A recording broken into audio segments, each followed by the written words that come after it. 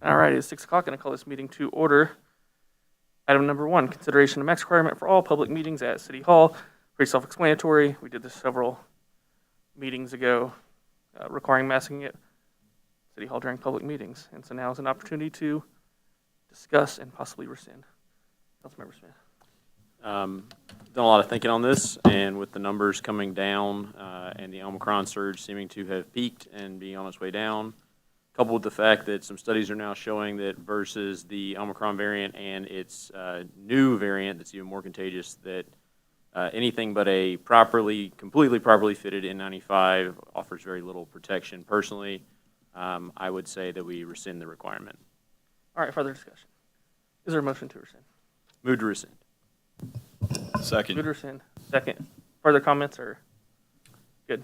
I Okay. thought I was going to have comments, but Oh. we'll see. No, you had your hand. Okay, I wasn't sure. Yeah. Okay, that was for the second. Perfect. Okay, all in favor of rescinding the requirement, say aye. Aye. Yes. All right, yes. I switched it up on you. That's what happens when you sit out in the State House for a whole day. Okay. I heard ayes and yeses. I'll aggregate those and say the motion passed. Thank you. Next item, downtown streetscape update. I can turn it over. Good evening, Mayor and Council. I'd like to hand it over to Anthony Sands, Director of Public Works. Good evening, Mayor and Council. Item number 2 tonight is regarding the downtown streetscape revitalization project. This project first appeared in the budget around 2015, has been talked about ever since. Started out as kind of a street light repair replacement program, then blossomed into a replacing trees, replacing brick pavers, and kind of just an overall revitalization of the downtown area. Project's very far along. We're looking at starting construction here in about a month. The project was put together as a CMAR, a Construction Manager at Risk construction project, and Mega KC was selected as the contractor. They are here tonight to kind of give an overview of the communication plan that we have for the downtown businesses, talk about kind of the tree removal process, and just the construction phasing going forward. So with that, I'll hand it over to Tyler Wesselman with Mega KC and Mike Newman with Mega KC. Good evening, everyone. Like Anthony said, I'm Tyler Wesselman, Project Manager with Mega KC and Executive Vice President. Hi, my name's Mike Newman. Sorry. Hi, my name's Mike Newman. I'm a project superintendent for Mega KC. Okay, as Anthony said, we've had this project in the works for a bit. We've been working through some design and constructability review, and now we're to the point we're about a month out, actually planning to start after Snake Saturday, the week after, let that event take place, and then we'll start our work. As part of our communication plan in conjunction with the city, letters have been sent to businesses along the construction area. They were mailed on the 1st of February. The letters to nearby businesses and neighbors, which is, outside of the work zone, they've been mailed. They're mailed today, right? Yes. Okay. And then tree removal was also notified today and sent out today. That work is actually scheduled to start here very soon. We had meet the contractor meeting tonight in an attempt to recruit and bring in the businesses themselves, give them an opportunity to meet us, ask us questions maybe about the plans and how it's going to affect them. I know that we were hoping for a little more attendance, but That was going to be my next question. yeah. Sounded deflated like I usually do. Yeah, yeah, I don't know. It seems like this day and age, just kind of what happens at these events. In-person events are less productive, but we wanted to give everybody the opportunity to come in and see us face to face. It's always good to put a face with a name. And anyways, we deem it as an opportunity, and we made it public to the businesses so they know that they had the opportunity to come meet with us and share their concerns or get any clarification at that time. Another idea that we've talked about with the city is a hard hat happy hour. We'll hold a regular construction meetings that the public can attend, maybe get updates, ask questions at that time. looking to have those held at a location downtown, and I know that Anthony's reached out to Rhino as a possible location. At first, we're thinking weekly, but I think as construction goes on, it'll either be, that'll be necessary, or we can spread them out a little further.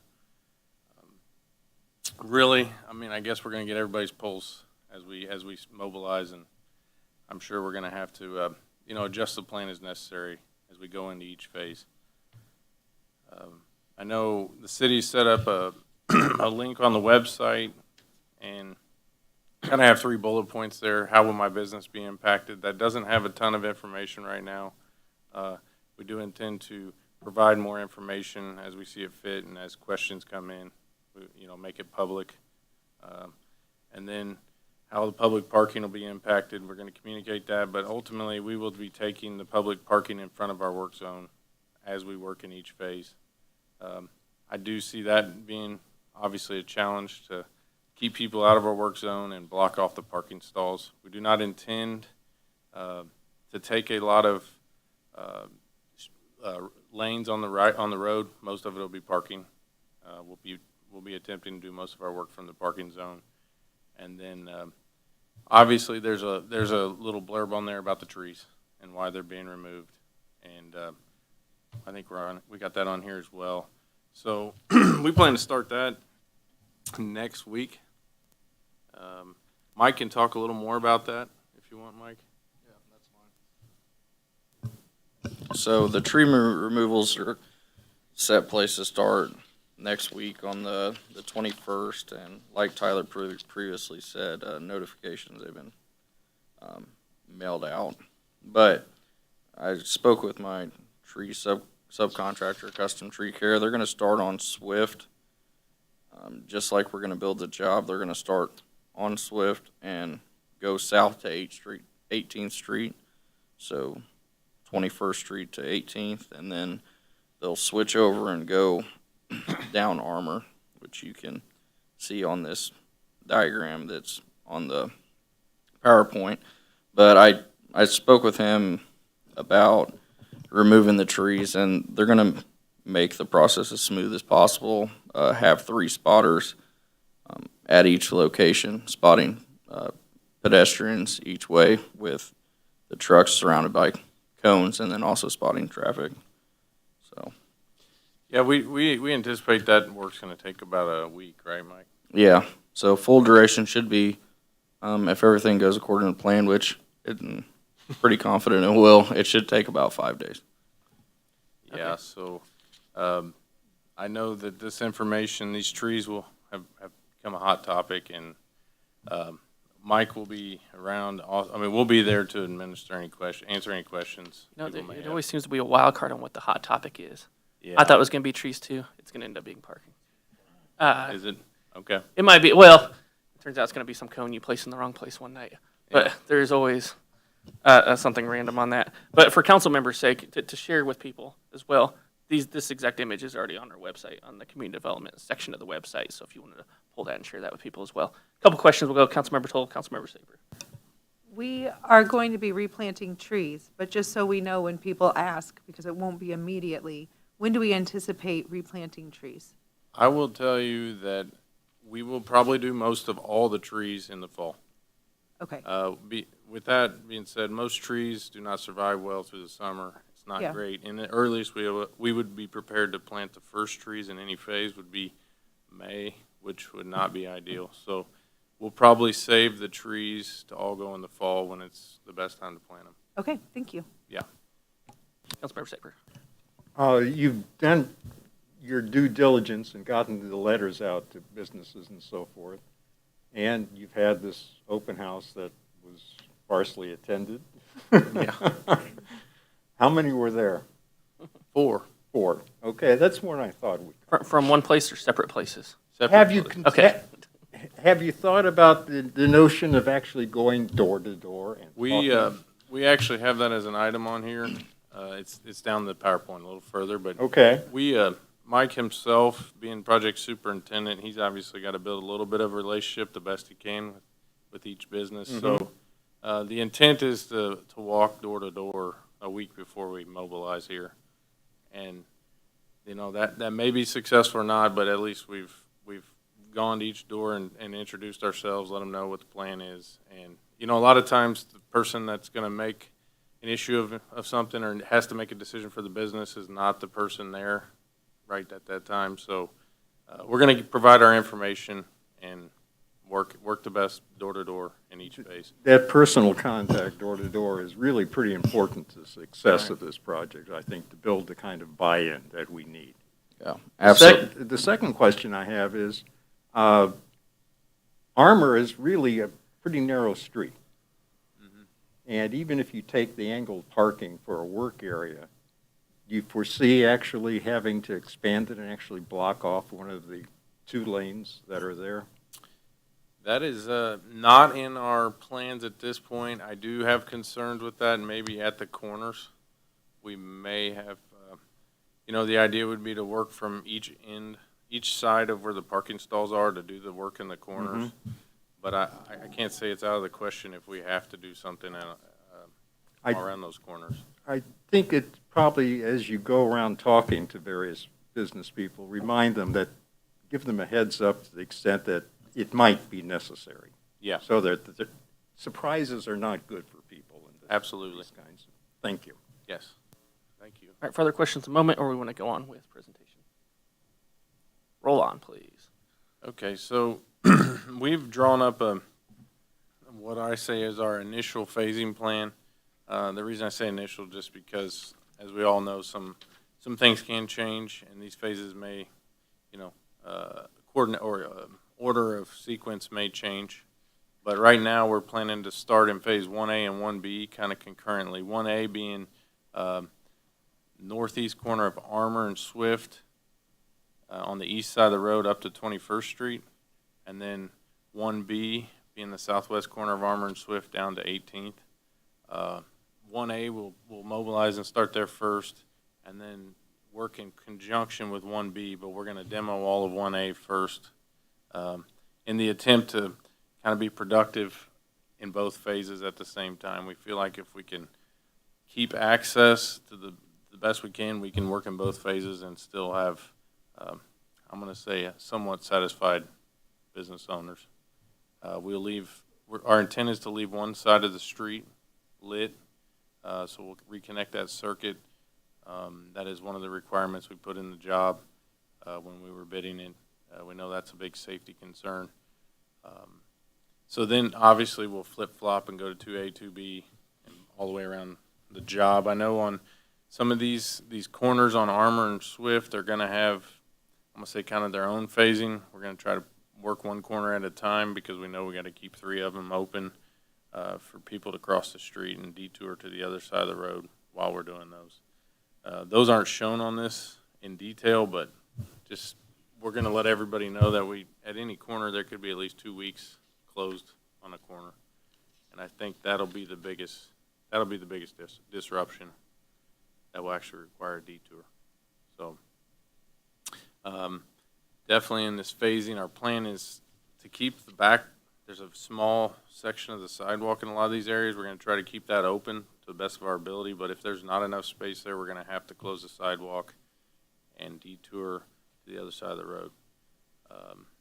With that being said, some businesses, we're going to go on a case-by-case basis, I would say, at this point, to try to administer their access needs and determine what options we have to suit them. Well, it gets pretty extensive. A lot of times I say, first of all, we ask the business, do we have any other doors that we can come in, depending on what kind of business it is. If it's, like a retail store, that's a little different than if it's a office for, accounting office or something. Their employees can come in another entrance, and hopefully we can try to knock get their work done in front of their building and open sooner. But other than that, we'd have to build either temporary access of some sort, either with, like a walkway of, and put them out on the street, which is less than ideal because then we're crossing that line of traffic when we're doing all our work. So those options are going to have to be explored on a case-by-case basis. But We are considering those. That's not our first option, but we're gonna. Yeah, I mean, obviously, if it's necessary, that we're gonna figure out a plan. That's what we're gonna do. So, and like this says, Mike himself plans to go door to door in each phase 1 week prior, no sooner, because we don't want to stir anybody up till we're actually ready to go.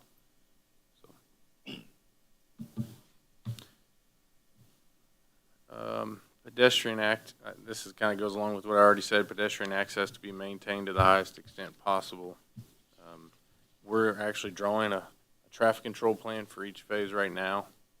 We have 1A and 1B kind of drafted up, and we plan to review that with the project team and Public Works. We're going to walk it, make sure it makes sense, and everything is feasible, and then we'll implement that plan, and then hopefully we learn our lessons in phase 1A and 1B to administer any changes in 2A, 2B, and so on. So like I said, the walkway behind our work is intended to be open if there's enough room, and that may be 3 to 4 foot wide, but we view that as better than nothing. We're planning to put a barricade at the edge of that to, for the pedestrian safety and the safety of our work zone. And then where we can get access, we'll work with the business owners, and if we have to provide a special access, we'll determine that best option. And then also, if the sidewalk has to be closed, we'll provide detours. How do I go back? Yeah, so here's a conceptual plan for phase 1A. And if you know this, the left side of the sheet is Armour and Swift. We think we got enough room here that we can actually put them against the building and do our work in front of them. You can see we've got the parking stalls coned off, and then we're kind of doing that all the way down through here. The challenge I see here is that the pedestrian access is not through the whole length of it, so that I view that as a similar to a roadway where it says not open to through traffic or local traffic only. So obviously we'll have to identify that pedestrian traffic is to a point to the businesses, and then if you want to go to the businesses from the other way, you have to go across the street, walk down the sidewalk, and come back across. I do not see a better option for that when looking at this plan, but that's kind of our first approach, and we're going to walk it and look at it. Yeah, Councilmember Sid. So quick question on parking. I see it looks like you've got the cones across this entire lower portion. When you get into the Armour phases, are you looking at, as you phase, say, I think it's 4A and 4B, doing similarly where you take the entire set of parking spaces all at once? I will say that we have the flexibility to pull the cones in if we're not working directly in that area that day, but the only concern there is people get out of their cars and where they're going to go. They're either going to walk in the street or, they have to cross our work zone, and we won't have like temporary crossings across our work zone because we're going to be barricaded. So It's just going to be very tight, and I know it's a necessity of a project, but parking is already one of the biggest issues downtown. I don't know if, because when we had to close up 18th, we ran into the similar kind of thing for the apartments that are going up, and just trying to get ahead of this. Like, if there are alternatives, I don't know if we've looked at contracting with some of the space as close as we can get, but just something to be thinking through, because if you take off an entire side of Armour, that's going to be pretty painful for the businesses there. absolutely. I guess I'm just going to say that we start this first phase and, maybe adjust our plan a little bit, see what we can do with the parking stalls on a day-to-day basis. Yeah. I know once they park there, if we don't have that all coned off where we're working each day, it's going to be filled up in the morning, and Yeah, and who knows how long they'll stay. yeah, Yeah. It's tough. It's going to be a day-to-day challenge for sure. But we understand that concern. We know that's going to be a challenge. As a follow-up to that parking issue, we do have a public lot at 20th and Fayette. We've so far neglected to label it as a public parking area with any signs or anything, but that could take some of the pressure off, at least on the east side. Yes, and maybe we could somehow direct some traffic, a public parking, and direct them And down. label that lot as public parking and direct people to it.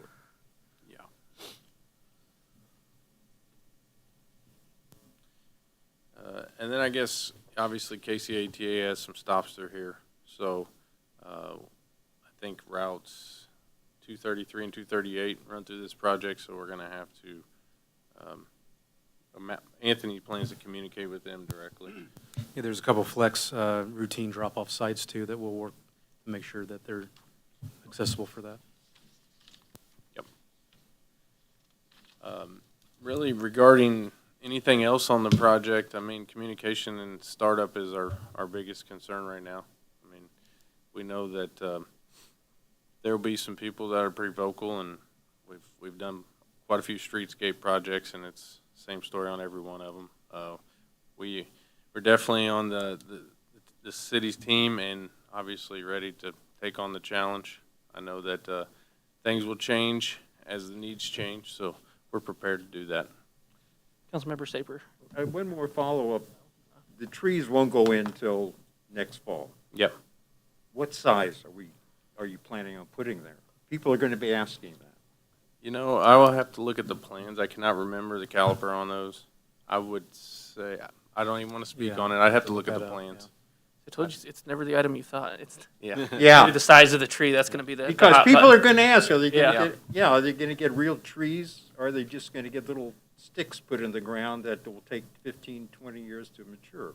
Yeah, we will make sure we have that answer. We just got to look at the plans, and it's on there. Artificial trees. So, We're gonna go Councilmember Roberts, and then we'll come back to Smith. Kind of going back to the parking thing, so let's look at like Armor Road, for example. So in those phases, I guess if you can toggle back to that, the master map, like right here. So I'm at, my business is in phase 3A, so we'll just take my side, for example. So there's two orange sizes here. Are you going to be working actively in, when you do these phases, in that entire phase for the entire duration, which is approximately like 6 weeks is what you're anticipating? correct. Yes, we do intend to, I guess, have that all closed. Like I said, we may not be working, any given day, we may not be working down the entire length of it, but we do intend to have that removed all at the same time. I guess our intention with that was, if we split this up even more, we're going to be out there even longer. And cost and productivity-wise, it just didn't seem like the right option. But yes, that entire run will be probably torn out for the 6 weeks before it's open. So I guess my next question would be, that's, I guess to put it in real terms, like when you look at like 3A, which is on Armor, that's probably, just knowing how many spots are in front of our space, I would guess between 35 and 40 some spaces on both sides of 3A. Mm-hmm. I think when you take out that many spaces at the same time, it's going to mostly be, I think, for business owners, I think in that area, because there's 16 businesses that have storefronts there, because there's double levels there. There's going to need to be more dramatic, like, I think, parking on both for phase 3A and 4A. That's the biggest. 4A, they have a lot behind there. That's a little bit easier, I think. But when you look at 3A, I think is the most I see. And probably 2B that are going to need parking help immediately, like probably consulted and figured out. Behind 3A on the Armor, there is a lot that may be available. I don't know, the city would have to work with the owners of those lots to redirect traffic because they're not public lots. But the rest of these, I think that you'll probably be able to get by with limited issues, but taking away, 40 spots on our main street is going to be, everyone's going to feel that a little bit without some significant availability in that nearby area. Okay. I'd say we didn't make that an agenda item, Anthony, for our progress meetings. Yeah, we'll have to reevaluate some of that. And obviously, that's our currently phase 3A, so it's not an immediate need, but we definitely don't want to wait till the last minute. We do have some materials that we're trying to get nailed down on lead times for the lighting itself, so our backup plan to keep lighting on one side is to go to that phase sooner. if we have to, so that we can keep lights on one side of the street. So I do want to address that pretty quickly, just so that if we have to go to that side sooner, we've got a plan. So we'll put that on our agenda to look at. And then the only other thing I was gonna say is about meeting with business owners. I wasn't there today. I think a lot of that is, most of them are small businesses, and it's really hard for them to make like a 4 o'clock is into their day, and they may not have a lot of employees to cover.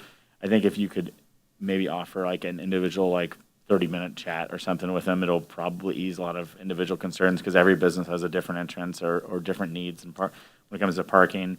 So I think even just like slipping in a business card where they can email or contact to set up a quick call would probably be more successful than a town hall. Town hall seems like an easy idea, because I know it's easier on you guys to do it all at once. But, I think probably 15 minutes with everybody is going to probably save you a lot of those nasty emails, and nasty emails for us too. What about, will the door-to-door, you think, would satisfy that, or you think? I think you're going to find a lot of people that aren't, like me, for example, I wouldn't be there. So I think if you drop a card by and say, like, can the person in charge give me a call or email me and set up a time, you're going to have more success, even if you're just slipping it through. I got the postcard, but I was like, wow, I can't make it because, it was a week before and I already had plans for that day. So I think just slipping it in where they could work with you on a time and maybe set up maybe you can do a couple at a time. I don't mind if, me and somebody else are sharing a Zoom call with you guys for 30 minutes. If that's easier on you to answer some of the same questions. But I think you might get more success and, again, ideas and peace of mind, because there's all sorts of parking around here and different people own different stuff. As I'm sure Kim will tell you, it's kind of crazy how the parking works down there. But I think there are solutions. It's just going to take some creativity and probably reaching out a little bit early in advance, especially in, I think, those 2 phases I mentioned where there's not direct lots right next to them that are public, Okay. and big. Yeah, no, 3A and 4A is Yep. where we're going to hear the most. Yep. End of day. Obviously, that has the highest concentration of customer-facing businesses, I'll say. Yep. Okay. Councilmember Smith. I was going to say that almost the exact same thing Adam did. Mike, as far as the door-to-door, one other thing you may want to do is to bring a sheet of some kind to have the person that you speak to sign off that you did go in there and meet with them. On other projects, we've had business owners say, I never heard this, when, Anthony had gone in or somebody had gone in and spoken to a person who never relayed the message. So just to make sure that there's a paper trail that you went in, and then, like Adam said, leave some sort of card so they can get back in touch with you, because more often than not, they won't be in the place ready to talk with you that day. But it is great that you're going door to door. Really appreciate that.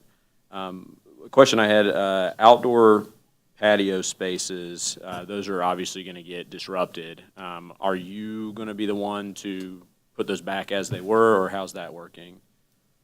No, well, they won't be reinstalled with the project, but we're going to be sending letters here to those businesses. I'm not sure if those went out just yet, but going to, so that they can have them through, think, Saturday. And then those will have to be removed by the owner. So I think there's 3 or 4 of them that we'll be sending letters to. So owner pulls it out, owner puts it back. Correct, yes. Are we offering any kind of, I know this is something we decided to do and it's going to cost them money. Are we doing anything to help with that? We haven't explored that at this time. It something can be a discussion topic for a future meeting.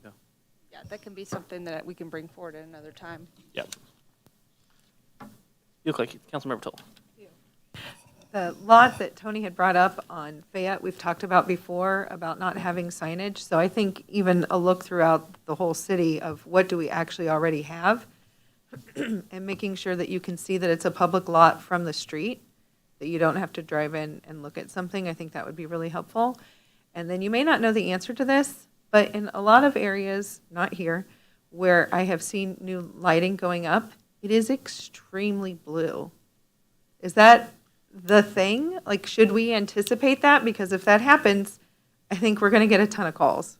That has definitely been a topic, and it is our intent not to install blue lighting, and it will not be we made that a specific topic, and we're addressing that. You know what light temperature you're looking at right now? 3,500 Kelvin. Yes, that's the one. I'm a 3,600 kind of guy, but I'll split it 35-50. that is the ideal light temperature. All right, further questions? Councilmember Roberts. So I actually did get a call about the patio removal today. The one question would be, so we're actually, if it's 6-week increments, we're in phase 3, we would be roughly, 12 to 18 weeks out from now. Are all those going to be required to be removed for the entire phase, regardless of if they're in, or is it just you want to have it available starting day 1 in case that moves up? I would say, to be conservative, we would like to have it all day 1 when we mobilize to the phase. Does that answer your question? Yeah, so like if we're in phase 3 and we're not going to you're not going to likely be starting until sometime late May, do you still want them all removed at beginning of phase 1A? No, before we start the phase, I Okay. guess. Because basically the call today was that day, phase 1, day 1, remove it, even though we're 12 or 18 weeks out. So I think probably need to clarify that because that's a lot of extra time. And as Jesse pointed out, we're okay, well now we have to, that's a unknown expense for us to, do what we just built last year again. So I think, there's only a handful of us, but it is time consuming and an expense. So and certainly if we don't have to have it out, everybody wants to use it during the spring and summer, and most time businesses can utilize those spaces would be ideal. So if, I guess, 2 weeks notice or 3 weeks notice, if you don't need them until those phase, I think that's a fair amount of time somebody can remove these. They're not insane to remove, but it is challenging timeline. We're not expecting to remove them. Yeah, I think that's. We're something fine with that. Cool. To explore. Fantastic. Seeing no further council member questions, thank you for the presentation. I look forward to seeing this project get underway and Thank you all. be interested to see what the hot topic is at the end. We should start a pool. Yeah. We'll probably have a few surprises along the way. We Thank gotta you. Stick with one topic. Thank you. It will be, but we gotta get the hottest.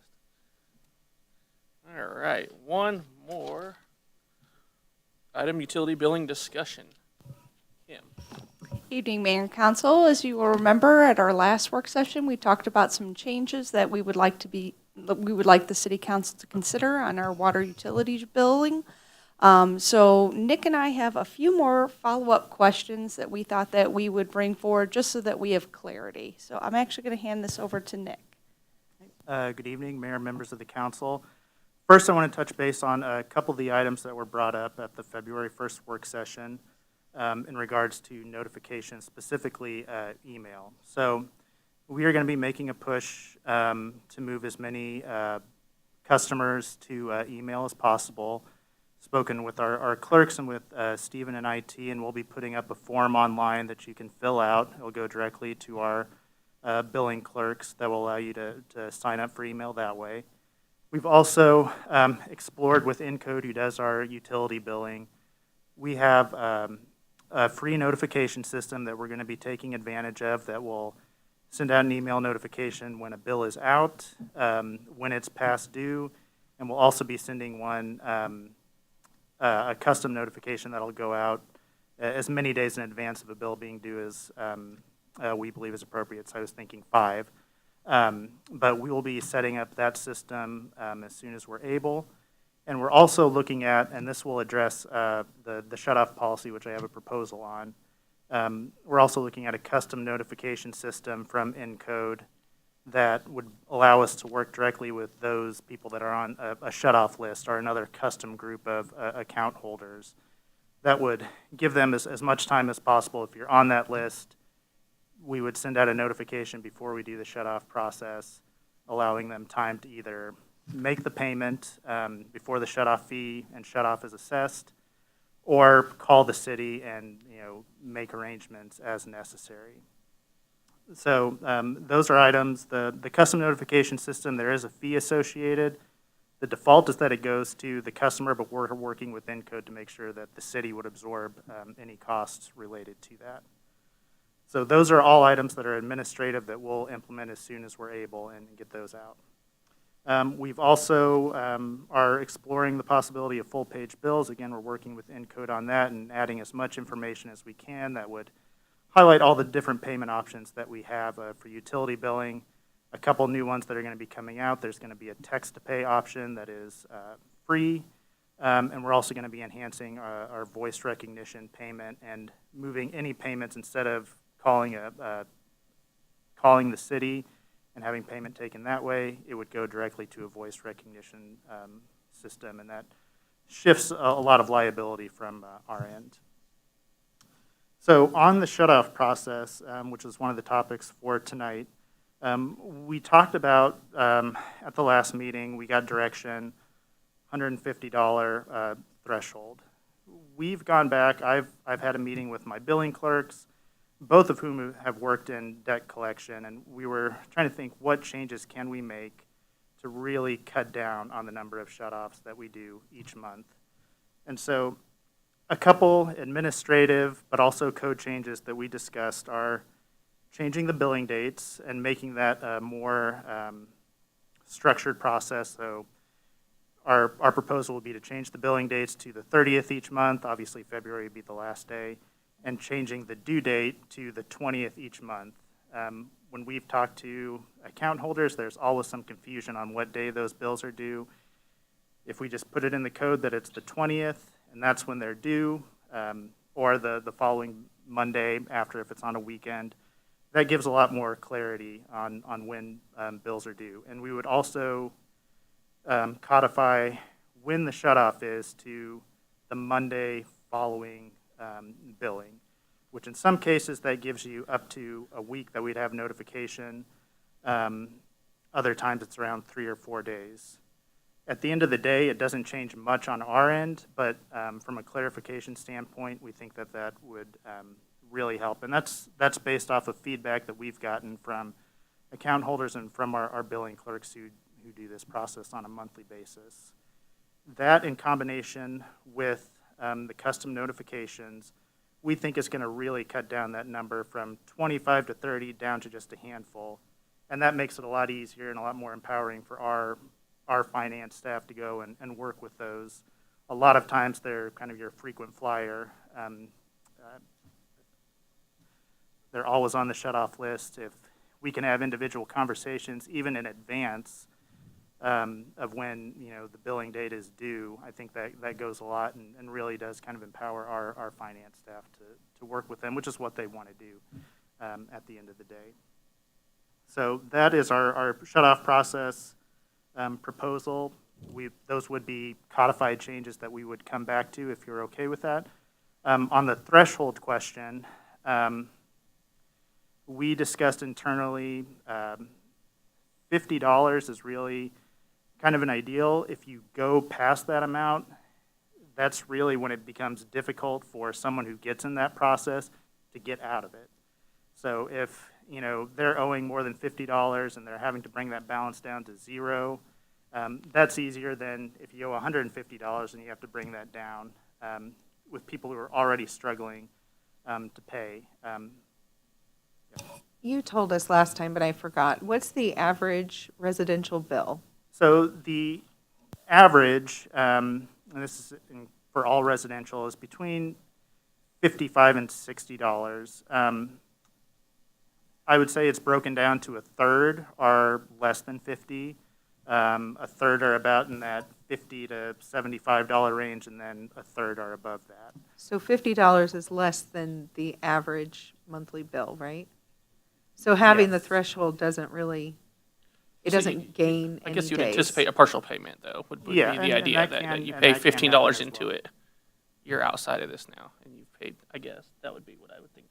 Unless you're just, I'm trying to think out of words. You have any idea how many people will make partial payments? I mean, what now? So right now, we don't necessarily have that number because the shutoff, the threshold is very low. It's really just if all you have left is your late fee portion. So you paid the regular bill, but you didn't Yeah. realize you had a late fee assessed. Okay. Councilmember Graves. Yeah, just think about this logically for a second. Like you're talking about, you have frequent flyers, they're having trouble making their payment, that you don't want them to dig in too deep of a hole. But if you shut their water off, they're being assessed a shut-off fee and a reconnect fee. And so they're going from owing $50 to $80 once that shut-off takes place. So that doesn't seem logical to me. Like, I really like the idea, and I appreciate the work you put into this of notifying people, prior to shut off. And is that like an email notification? Is that what it is, or are you guys going to like actually call people? Or? So, yeah, thank you for that question.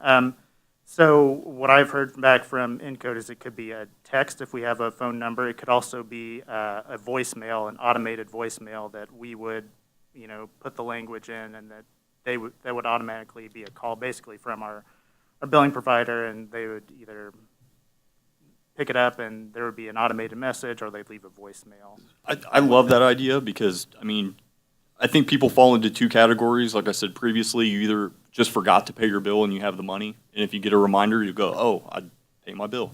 Or, if they're having trouble paying their bill, if we give them the language like, hey, contact us. If you can't make your payment, we have options available to you, so don't just ignore us. And I think we could get shutoffs down to zero and just avoid people shutting people's water off. I think that we either need to assist people catching up, or they just need a reminder. So thank you, Nick. Like, this is for your work, but the shut-off threshold $50 doesn't make any sense to me. Well, and this is in consultation, with our clerks, again, who are more on the ground and working with these customers. And they do have a background in this as well, and this is based off of what they've seen. I would be comfortable if we moved it up to 60, which is around the average bill. I really do think, though, with the notification process that we would be proposing, that's what's really going to push down the number. And then we can see where that goes. And if we feel we need to raise the threshold, we would come back, because it is our goal to cut that number down as much as possible. People can opt out of the notification process if they really want to, which we have some folks like that don't like the automatic payments. They don't like the notifications, and they're on the shut-off list, and they pay it every month. But really, we're talking about a handful that I think this would really help with. I really think of looking at adjusting the billing cycles, as you said, will really help a lot. I think that's a good way to look at it, a good way to accomplish a lot of, what we've talked about without even having to get to this point.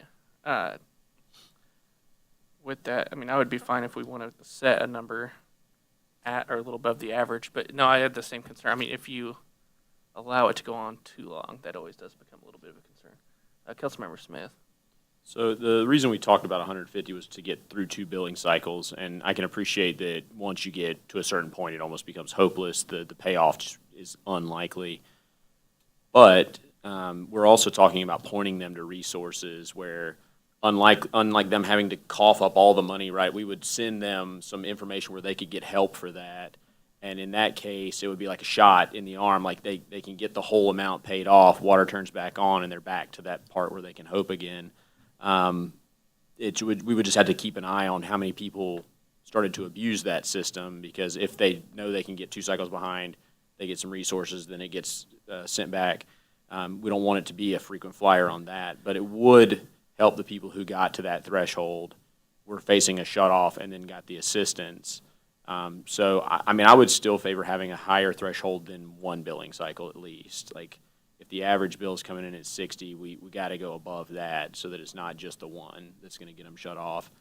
And I don't know what partial payments come in, but I don't imagine a lot of people are chipping away at these or sending in $5 and $10 at a time. So I don't know. Maybe 150 is too high, but something in the $100 range seems like you'd miss the first one, and then the second one rolls on, and at that point we're sending them to Northland Assistance or somewhere else that can help them out. No, that was perfect timing for that walk-in with Rita there. Councilmember Saper. What is our policy for shut-offs regarding businesses, industries, and apartments? So with businesses, that number is usually much lower, and it's split about half and half. If you look at our accounts, about half are residential, half are businesses. And right now, we send a letter to businesses when they're on the shut-off list. They're automatically assessed that $30 fee. In that process, and I'm thinking back to when we were just coming out of the early stages of the coronavirus pandemic, and we were reassessing shutoffs. we had about 3 or 4 that we would have to call on a monthly basis when they would get on that list. But the process with businesses is we would send out a letter once they hit that $30 fee. I guess my concern is that we treat our residents at least maybe with more forbearance than we would treat our business and industrial users. And I'm getting an impression we're not doing that now.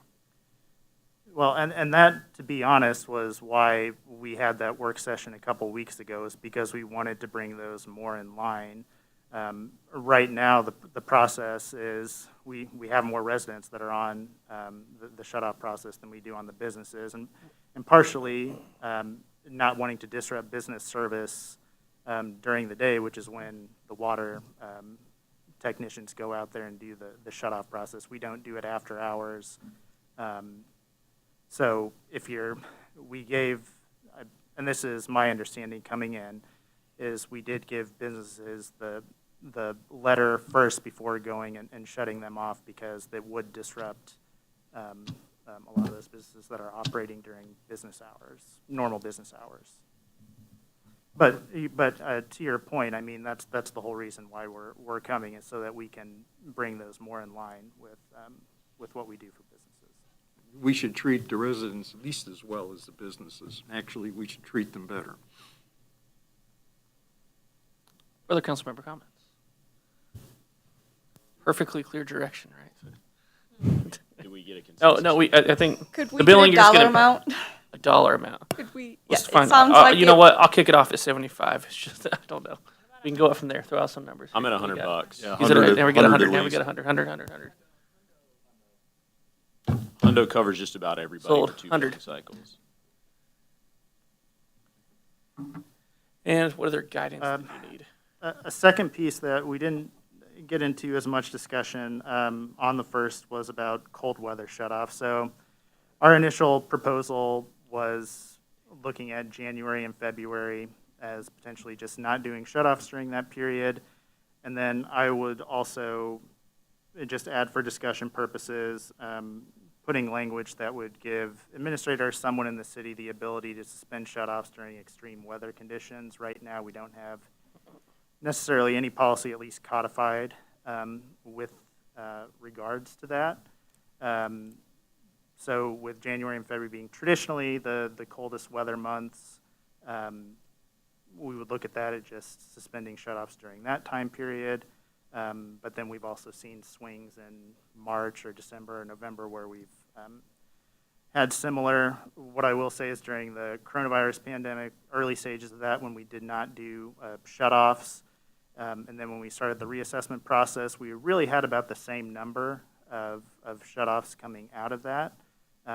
Again, you've got your frequent flyers who might have built up a balance during that time, but it didn't increase too much, when we suspended shutoffs for a certain period. Councilmember Staff. Kind of like what we had the discussion at the last work session, I would favor a year-round $100 cutoff policy. With heat, with electric, gas, like it makes a ton of sense not to cut that off during the cold months, but water could arguably be more important during the summer than it is in the winter. So I don't see the logic with water, why it matters January, February. Now, extreme weather events, yeah, don't put our staff and our people at risk to go out and shut off water that day if there's, a snowstorm. But otherwise, it seems like applying this universally through the year, if we can minimize shutoffs with this, I don't even think there needs to be any sort of weather other than extreme, the weather-related rules. Councilmember Graves. Director Sands, you might know this. Are valves more apt to break when the weather is super cold? I've noticed in real estate, like a lot of times, you'll have a listing and all of a sudden water just starts spouting out of the ground during the winter, stuff like that. Is that why the cold water shutoff policy is in effect? Is it the valve that's at risk from off on? Sorry. Sometimes you can have different expansion of the soil, in winter weather like Yeah. that, but It can vary. Yeah, and other municipalities that I've worked with, that was one of the main reasons why they didn't do it during the cold, was because you do have an increase of. The valve failing. Yes. I mean, I'm in favor of having cold water shut-off policy and just leave it up to whoever's in charge of the water department. I don't know if it's Director Sands or if there's somebody that's like the water czar, and just tell them, hey, it's your responsibility. If we have extreme weather outside of January and February, then use your, best judgment. That's what I would say. So could we leave it to the discretion of the department? Are you ready for that kind of pressure? Water Sure, czar? Sure. There you go. Okay, he has accepted the pressure. Yeah, the water czar. And also, there's a motion on the floor to change his title. Okay. Second. I won't call that one. Okay. Now are we good? What else? we So got? it sounds like if we brought forward some direction that would allow us to have kind of extreme weather flexibility in our code. Feel we did a good job this evening. Thank you. We will adjourn so far.